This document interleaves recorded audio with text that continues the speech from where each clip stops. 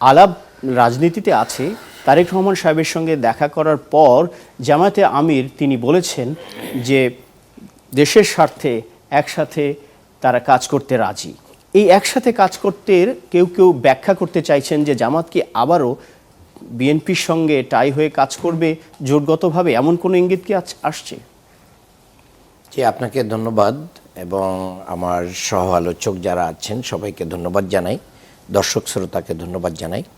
আমি আজকের এই আলোচনার শুরুতে সদ্যপ্রয়াত আমাদের দুইজন গুরুত্বপূর্ণ ব্যক্তি শরীফ উসমান বিন হাদি এবং ম্যাডাম খালেদা জিয়া, তাদের আত্মার মাগফিরাত কামনা করছি এবং জান্নাতুল ফেরদাউস কামনা করছি। বাংলাদেশের রাজনীতি আপনি যে যে যে বক্তব্য দিয়ে সূচনা করেছেন, আমি মনে করি যে এই বক্তব্য জুলাই 24-এর কারণে আপনি আজকে দিচ্ছেন। এটা গত 17 বছরে এই বক্তব্য, এই মুক্ত কণ্ঠ কখনো প্রতিধ্বনিত হয়নি, মিডিয়া মুক্তভাবে কখনো নিজেদেরকে মেলে ধরতে পারেনি এবং অনেক মানুষকেই আপনারা এখানে আনতেও পারেননি। বিভিন্ন দলের প্রতি এমবার্গো ছিল, বিভিন্ন মানুষের প্রতি এমবার্গো ছিল, মত প্রকাশের স্বাধীনতা ছিল না। এই জায়গা থেকে আমি মনে করি যে এখন তো সবাই কথা বলতে পারছে, বাংলাদেশে একটা মিডিয়াও বন্ধ হয় নাই, এটা মিডিয়ার কণ্ঠ রোধ হয় নাই। এই যে জায়গাটা তৈরি হয়েছে এই জুলাইয়ের গণ অভ্যুত্থানের কারণেই হয়েছে, আমি মনে করি সেটাকে স্বাগত জানানো উচিত। আরেকটি কথা আপনি যেটা জিজ্ঞেস করেছেন, জোটের ব্যাপারে বলেছেন, এটা তো আশ্চর্যজনক হওয়ার কোনো কিছু নেই।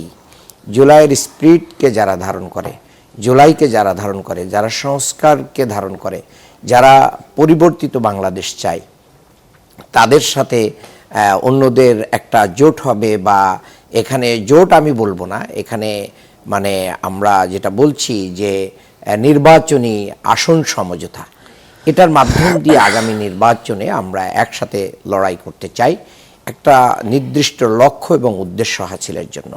সেই জায়গায় এসে বাংলাদেশ জামাত ইসলামী সহ সমমনা 8টি দল ছিল, এর সাথে এসে এনসিপি এবং এলডিপি যুক্ত হয়েছে। এই যুক্ত হওয়ার কারণে বাংলাদেশের মানুষের কাছে একটা মেসেজ তৈরি হয়েছে আগামী দিনে যে গণভোট হতে যাচ্ছে, যে হা ভোটটা আমাদের খুব দরকার, সেটা জয়যুক্ত হবে এবং এই বাংলাদেশের মানুষ একটা নতুন বাংলাদেশ পাবে। আর দ্বিতীয় কথা হচ্ছে, বাংলাদেশ জামাত ইসলামীর আমির এর আগেও বলেছিলেন যে আমরা যদি 200 আসনও পাই তাহলে আমরা বিএনপি সহ অন্য সব দলকে সাথে নিয়েই আমরা সরকার গঠন করব। আমির জামাত ম্যাডাম জিয়ার মৃত্যুর পর তার পরিবার, তার সন্তান সহ তার পরিবারকে সমবেদনা জানানোর জায়গায় যে উনি পূর্বের স্মৃতিচারণী করেছেন যে 4 দলীয় জোট, 20 দলীয় জোট, যেই রূপরেখায় আমরা দীর্ঘ বছর একসাথে লড়াই সংগ্রাম করেছি, সেই লড়াই সংগ্রামে ম্যাডাম জিয়া ছিলেন ঐক্যের প্রতীক।